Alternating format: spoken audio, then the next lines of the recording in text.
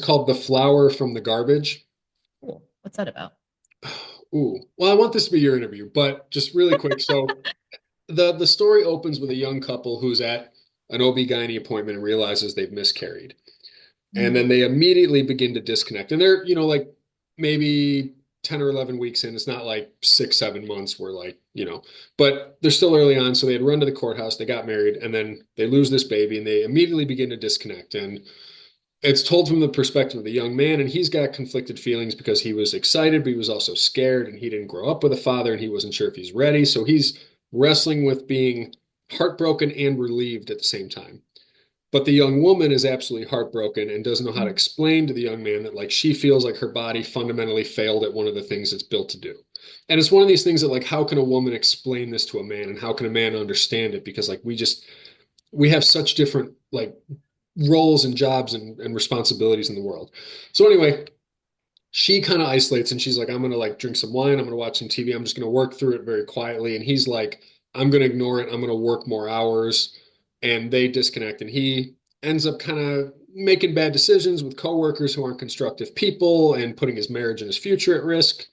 Mm. And just when he's approaching rock bottom, he has the humility to finally sit and listen with this homeless philosopher in Chicago who like lectures in the park.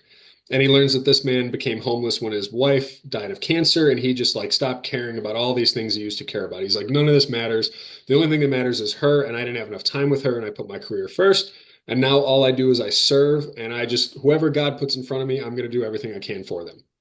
So it's like this mentorship journey, and we learn more about both these characters and their lives, and this young man rebuilding his life, and it's a beautiful kind of like Tuesdays with Morrie meets American Beauty meets Plato and Socrates, all taking place in downtown Chicago.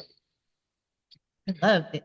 I have so many questions, Yes. but I won't monopolize because I kind of steered you in a very different Well, I direction don't want to than you were hoping to monopolize you. go. I want to talk about you.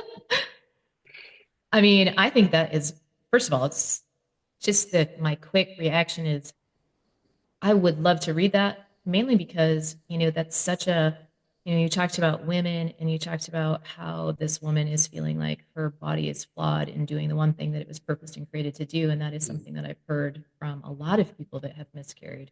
I did have one miscarriage as well. And my curiosity and interest is that is really interesting for you to choose to, like, I can see the kind of domino effect of like the bad decisions with the husband, the breaking down of the relationship. And I think that that is really, really interesting. And I would love to read it, number one. And number two, it's really cool. I would be fascinated to see how you, as a man, were able to render that. It, it was difficult. Like it didn't just come out of thin air. So that opening situation was based on an experience that my wife and I had. And, Oh, it was years later sorry. that I kind of understood where she was at with this. Like this thing that I'm never going to fully understand, that she's never going to be able to fully explain to me, and having to sit with that. But it was like that moment kind of set the stage. And I think in a lot of ways the book was based on like, okay, let's say who I am today with all my imperfections, speaking to this older version of me who's like in his late 60s, who like is looking back on, hey, what really matters, and like let me get you back on track. And it's almost like if these two could have a conversation, where would they meet in the middle, kind of thing. Interesting in that story. So the old man writes books and puts them under someone else's name and then gives all the proceeds to charity. One of the books he hands the young man is Truth and Evil. So embedded in this novel is two other novellas that I wrote. And Truth and Evil is the one that I was going to send you. That's where it came from, is like in the middle of writing this book, I had this whole idea for Truth and Evil, just redirected, wrote the whole thing. And I was like, how the hell do I fit this in? And I was like, oh, what if I could put it in this book?